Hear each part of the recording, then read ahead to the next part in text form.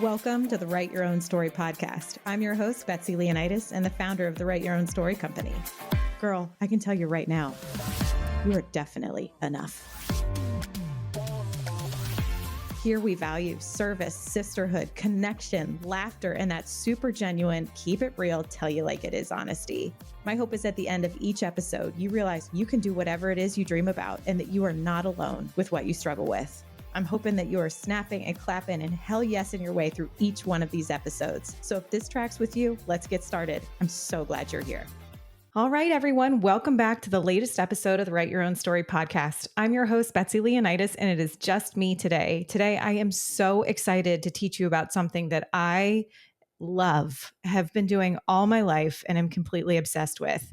Today, I wanted to take the time for all my female entrepreneurs out there who are hustling, who are thinking about hustling, who are doing everything they can to make their business go. I want to teach you everything that I know that helps as a marketer in the entrepreneur space. So today is all about marketing made easy.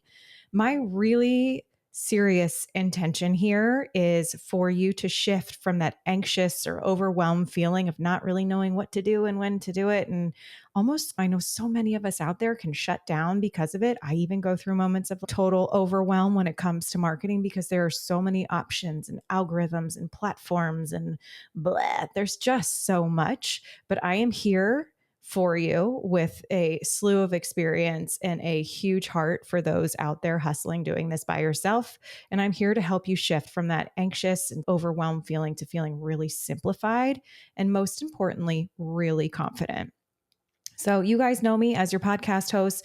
I am also the founder of the Female Founders Academy, which is online business courses that help women run and start and run a business in 20 hours a week or less. I am so passionate about that because I feel like I am doing it and I feel like women can do this. If you have a dream on your heart, if you feel the need to know how to make money, if you want to do something more than your corporate job or just stay home with your kids, then these courses are for you. I am all about being able to do something that brings you power because you have found joy and fulfillment in something that you are sharing with the world. And you don't have to sacrifice those other things that you also love and want to do just because you decided to start and run your business.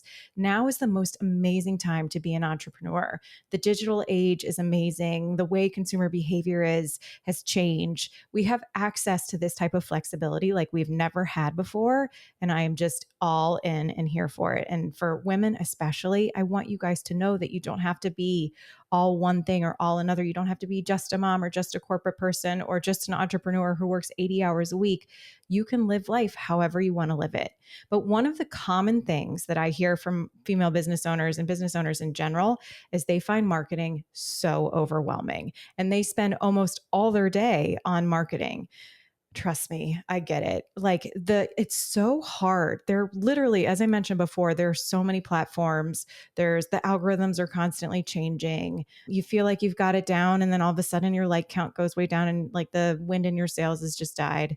We'll get into it. But let me just quickly take a step back. And before I was a podcast host and the founder of Female Founders Academy, I've also started and run my own business, an e-commerce business that was in $50,000 in sales faster than I could count just because I was able to get on social and hustle in a time during COVID when everyone wanted to buy gifts and make people feel better. So it was a beautiful time. I've also done a nonprofit event where on average got 400 people to the event every single year. So marketing is my jam, but I was born a baby marketer.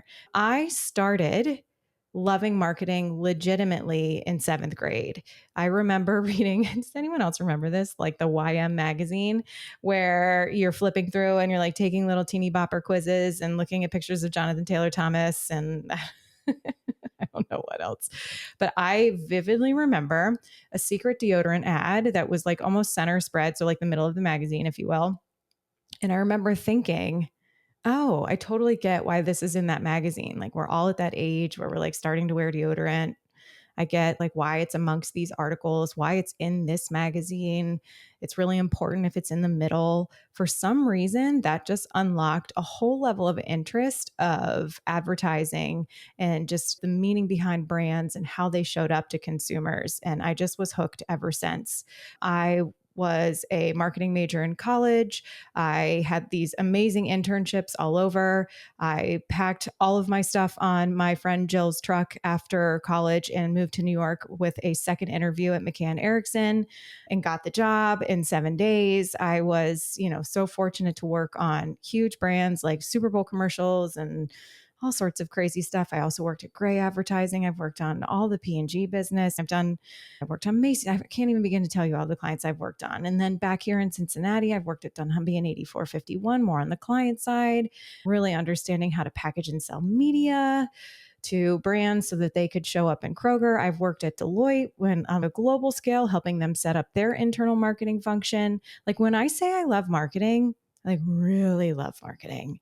But what I love about marketing as an entrepreneur is it really is about human behavior. It really is about talking about what you love. And it really is just talking about how you can help. Marketing really is that simple. Yes, there are a million tools and measures, and there's AI and there's everything. But at the end of the day, if you're going to show up anywhere and talk about your brand, one thing that I see is people struggle with is like, how can I explain what I do? What we really need to start is by understanding human behavior. So going back to that YM magazine example, I understood that kids at that age were reading this magazine as the Bible, and then we're all starting to wear deodorant in middle school. And then there it is. So yes, I'm in that category already. I'm primed as a buyer. And yeah, this actually helps me because I'm about to be stinky. So I really love, I'm also like wildly empathetic. So if anyone else out there is like a total empath, studying human behavior just happens to us. We feel it, we understand it on such a deep level that like it really makes marketing like honestly quite easy. Because at the end of the day, what's so important for brands is that you are not talking at people, you're talking to people. And what I mean about that is that it's not just this is me being dramatic, but it's let me tell you everything about me, and I'm going to shove my message down your throat, and I want you to know everything about my business. And I know that's coming from a place of love, but what you really need to be doing is talking to your customers to be like, hey, I understand that you're in seventh grade and you're about to be stinky. I don't know, I'm just being facetious. And that I have this product that is passionate about helping teen girls feel confident. And so consider my brand when you're making this purchase. It's really, if you strip it down to its simplest form, it's so easy. It's conversation, human to human, talking about benefits of a product or a service and how they can help. So, those really are the three principles that make me so happy about marketing. I'll repeat those. It's studying human behavior. It's talking about something that you love, AKA the brand that you built. And it's talking about how that brand that you can help or how that brand that you built can help that person that you're trying to serve. Like, what a beautiful conversation to have. Now we just get to do it in the form of marketing. Where we sometimes get so lost is, does this look cool enough? Is my photography fancy enough? How's my lighting? Did I use the latest trending music? Should I be using AI? Do I need to put dollars behind every ad? What if I get on camera and people are like, I can't believe she's on there talking? Like, there are a million reasons to get in your head when it comes to social. I miss the days where you would like just put something in print or throw something on TV and you didn't have to take it personally for how people felt about the piece of work that you put out there. But this is where we are, and social media is such a beautiful way and such a gift to be able to reach so many people so low budget in such a genuine way. So at the end of the day, take a step back and realize that this is just you sharing what you love, similar to you sharing pics from your family vacation that you're just so excited to share because you love your family so much and you just want to capture it.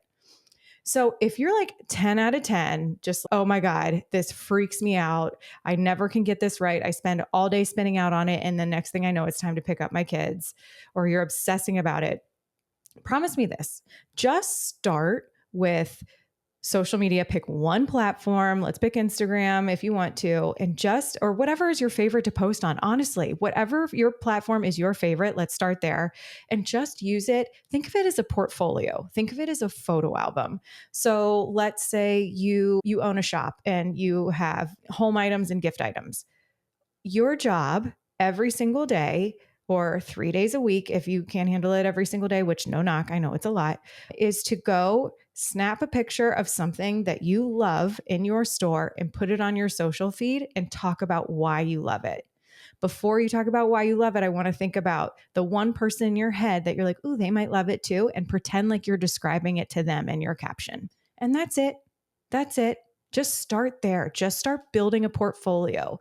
What I love is in the comments or in the caption in the comments, you can talk about why you love it or why this might be a great gift to give someone for whatever occasion. That's just human conversation. And what I really love to do is picture the person that you'd be so excited to show this to and just pretend you're posting it for them. Don't worry about the rest of us. I promise we're all cheering for you. And those who are not your people, so move right along. But that's what I want you to do. Just start there. If you can't do anything else, or if you're just stuck and so anxious, just start there. Also, promise me that you will never spend more than 45 minutes a day on marketing. That includes like taking the pictures.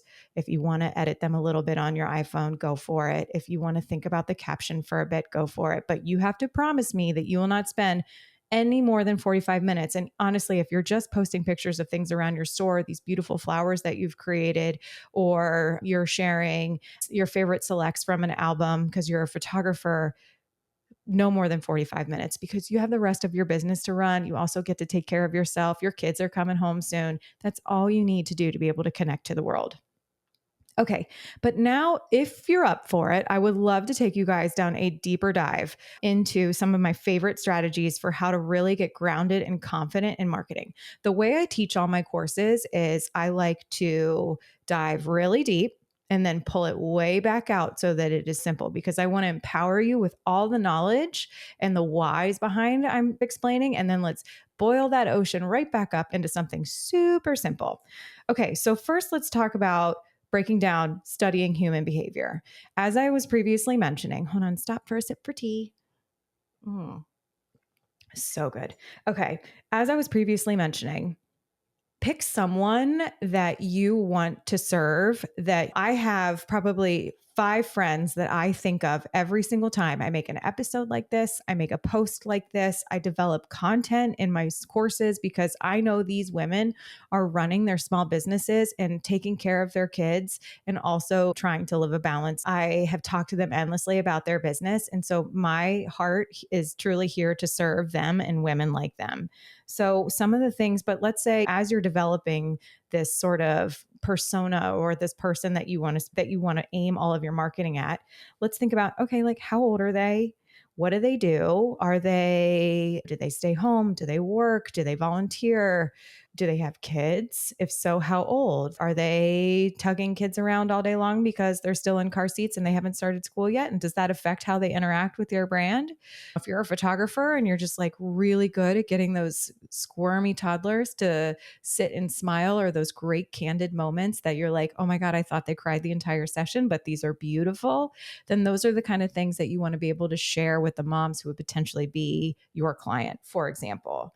I think we all know like those inherent priorities that sit within our customers. So, what are those priorities? Not even necessarily as it relates to what it is that you're offering or selling, but what's their priorities in life? Because I want you at the end of the day to pick that person in your life that is a real person that fits this, that you know so well, so that you literally feel like every time you're showing up on social, you're just talking to your friend.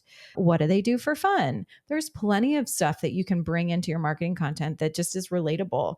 What do they spend money on? Who influences them? This is pretty important. So when we think of what do they spend money on, hopefully that's in your category. If it's not in your category, then they're probably not your right customer. And I would maybe take a step back and think of somebody different and start over. But we know that they spend money in your category. What else do they spend money on? If we think from a business perspective, what kind of dollars are we fighting for here? Are you a photographer and this is their first big spend on newborn photos, or is this a wedding and they've got a million other vendors to choose from? Examples. Are they also using other vendors like flowers, et cetera, et cetera? So you're like, I have to be reasonably priced, or maybe you're just the best of the best and you're like, no, I'm priced as top tier, et cetera. What influences them? So where are they learning about things that you bring to the table as a brand, and what actually influences them? Is it influencers? Is it their friends? There's a million examples of what influences people to actually buy. What do they worry about? Gosh, that can be categorically for sure, as well as what do they worry about relative to what you have to offer. So let's say you are a home furnishings and gift shop and they worry that they just really are passionate about buying unique gifts because they want that person who's on the receiving end to feel like they are so important and that they took the time to find something unique. Then those are some of the things that you can weave into your messaging, that this, I love Target and Amazon, don't get me wrong, but that you can really pull apart those pieces that set you apart from Target and Amazon and where they're sourced and how it's special, et cetera, et cetera. What pain points do they have related in your category and how you help? Maybe some trends in the category. First of all, don't get caught up in trends, but just be aware of them and what they're interested in. And you can gut check if that's relative to your business or not. And then what kind of behaviors does she have in this category? Does she buy a lot? Does she buy local? Does she bop around from place to place and not super loyal in this category? Is she super loyal? So these are the people that you want to go after.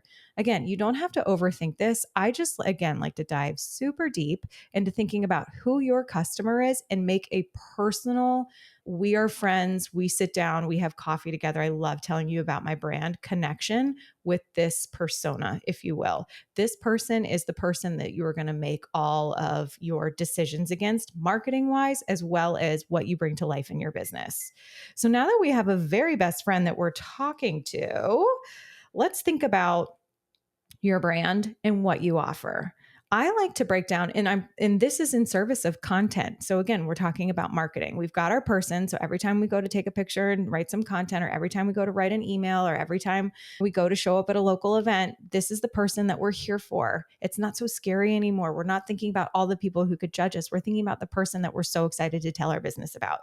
When it comes to creating content, I like to break down what are the functional benefits and the emotional benefits of the brand, the service, the products, the offerings that I bring to the table. So, for example, for Female Founders Academy, some of the functional benefits are courses that teach you step by step how to do it.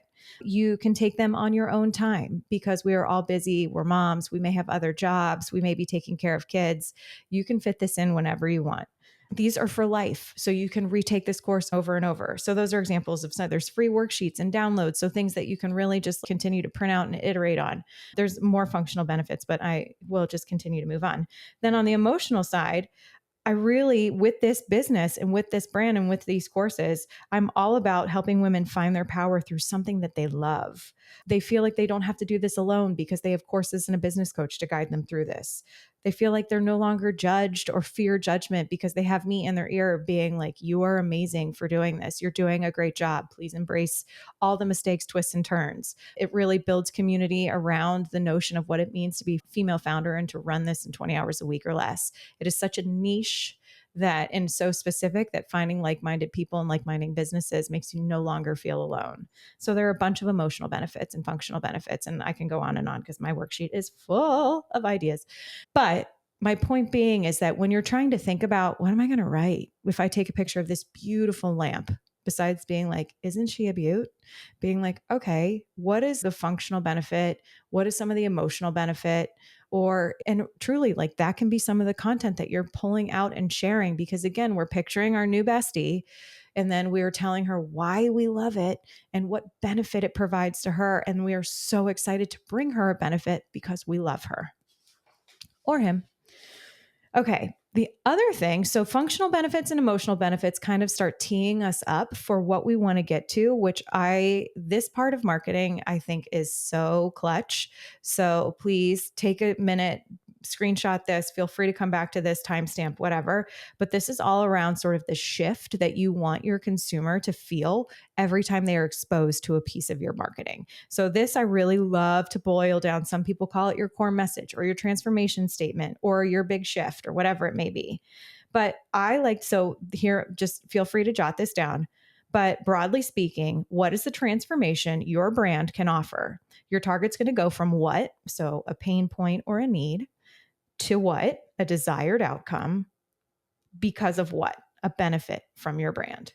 Okay, that is literally the formula. So let's say you are a professional organizer and you help clients go from overwhelmed and drowning in their home to feeling confident and organized in their space because you helped them develop simple systems that the whole family can maintain. Ta-da. Also, I love to, if you want to dive a little deeper on that, I love to think about this current state and future state. So I love to think about what do they currently think? What do they feel? What do they currently do? So if you're a professional organizer, they currently think, oh my God, my house is an absolute disaster. If anyone comes over, I'd be so embarrassed. They feel overwhelmed and anxious about a certain space within their home. So what do? Literally nothing, because they're so overwhelmed that they can't even tackle it themselves. They're like, good God, somebody help me. P.S. I'm speaking from personal experience because I use a professional organizer all the time. From a future state, now they think, oh my gosh, this is a symptom. This is a system that I could absolutely keep and benefit from. So I feel like I would feel so confident if I could just have someone come in here and really get me started, and that I could absolutely do this. So I'm going to hire the professional organizer to help me clear out all the clutter and get me a system that the kids and I can maintain moving forward. So that is a great example of like when you're thinking, again, we're just getting deeper and deeper into the best friend relationship with our persona. And I really love to do the exercise of current and future feel, think, and do. But most importantly, I just want you to really focus on that transformation statement of what is their current pain point or need? What is the desired outcome? And it is because of what benefit from your brand, because that sentence that you're going to write is going to be inherently repeated over and over, literally with every single thing you post. It doesn't have to be the exact words, but the essence of it absolutely needs to be infused. So again, back to the lamp, if it's home furnishings and you love locally sourced to feel unique and connected to your community, it's all about that lamp, and it's soft light in your home that's a beautiful accent that makes people stop and stare, and you feel confident because it's something like no one else has. Boy, oh boy, I just made that up on the fly, but love me anyway. But you get what I'm going for. And it really is about that transformation statement. And you don't have to be so overt when you actually write the copy, but be like, isn't this the most beautiful lamp you've ever seen? What I love about it is it's so unique. It would be the perfect thing for your desk to make your office feel warm, cozy, and extra special.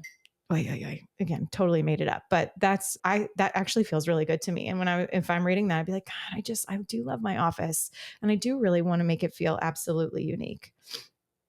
So again, it's really understanding who your customer is, what kind of benefits you bring to them, and being emotionally connected to that person so that you can help them buy your brand with this transformation statement. Again, if this overwhelms you, all I want you to do is snap some pictures of things you love, talk about why you love it as you are talking to your best friend who you are so excited to serve, and you are not embarrassed at all. When you're ready and you're feeling a little bit more confident and you've got your groove, then I want you to think about, what's that transformation that I'm helping people feel with this brand, product, service? And this is how I'm going to speak to them every single time I get stopped in the grocery store and someone wants to hear about my brand, every time I post on social media, every time I deliver the flowers that I have just created. I say, I hope my intention is for it to make this space feel bright and beautiful, etc. But this is what you're talking about.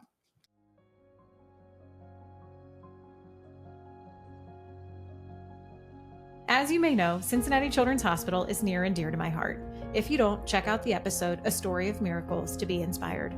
Not only did they save my daughter's life, but they've saved countless lives each and every day through their exceptional care, tireless research, and so much more. I wanted to find a creative way to not only support women, but to give back to the hospital I hold so dear, and I think I've come up with something really fun and exciting. Okay, I'm just going to shoot you straight here. One of the ways for a podcast to make money is for people to subscribe, aka contribute money to support the show. As exciting as a new way to make money is for me, I wanted to turn this into an opportunity for others. So if you choose to subscribe for as little as $3 a month, where you can cancel at any time, you can submit a friend or a women-owned business to get a special shout out on the podcast, and half of your subscription money will go directly to Cincinnati Children's, supporting their needs in life-saving research and care. This feels amazing to me because everybody wins. Your bestie, your business, the hospital, and the show are all being supported through this effort. Click the support our show link in the show notes today to not only get a shout out, but to support the #1 pediatric hospital in the world. Okay. Next, my very favorite thing to do is to make a plan. So, all of this sounds good, but then if we really think about, we're busy entrepreneurs, we're doing this 20 hours a week. Man, I wish I had a marketing person that would tell me what to say and when to say it. Good news, you've been promoted to marketing person. And what I love to think about, like I could go really deep into the whole marketing funnel. We've got stages of the marketing funnel, we've got measures for the marketing funnel, we've got messaging goals for each part of the marketing funnel and drivers for each part of the marketing funnel. This is where I like literally my heart rate just got higher because I'm so excited and I just love to geek out on this kind of stuff. But broadly speaking, so I don't overwhelm you, I want you to think about three parts of the marketing funnel. Okay, so marketing funnel is an inverted triangle, right? And we are taking customers and we are bringing them at the top of the funnel and we are bringing them all the way down out of the funnel so that they are buying our products. Just a quick overview. So brand awareness is at the top. So it's, oh man, no, I've just started and no one knows about my brand. So that's where we're bringing people in. So they just even know about you and who you are. Then they're starting to consider you in the category, right? There's lots of florists out there. So why are they going to work with me? Then we're actually going to start being more specific to encourage them to get into sales. So it's like, all right, now we're making some money. We're closing the deal.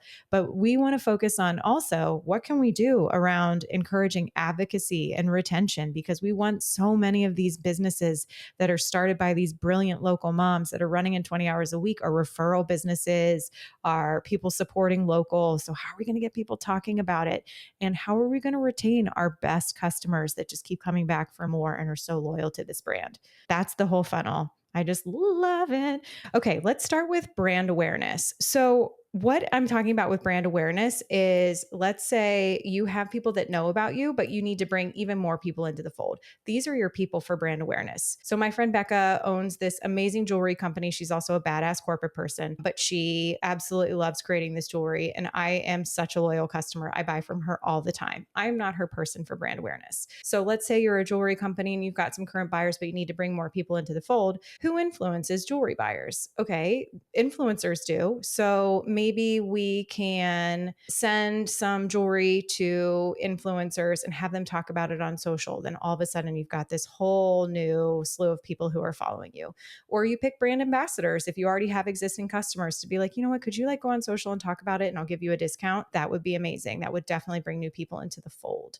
Or let's say you are a wedding photographer. If you tag all the other vendors from the wedding, every time you post, they're going to repost and you're going to get all that extra exposure. So those are great examples of brand awareness. Don't freak out if your numbers don't just explode. Growth for your business, in marketing, in life, takes time. So just be patient and stick to it. Be consistent. Consideration is the next one. Okay, we've got a bunch of people who know about us, who are in the category, who are thinking about us, but we want people to actually dig in and actually buy from us. So, for example, this is where imposter syndrome rears its ugly head. Every category is really crowded. Flowers, there's so many florists. Business coaches, there's so many business coaches. Jewelry makers, there's so many jewelry makers. Cute local stores to shop from.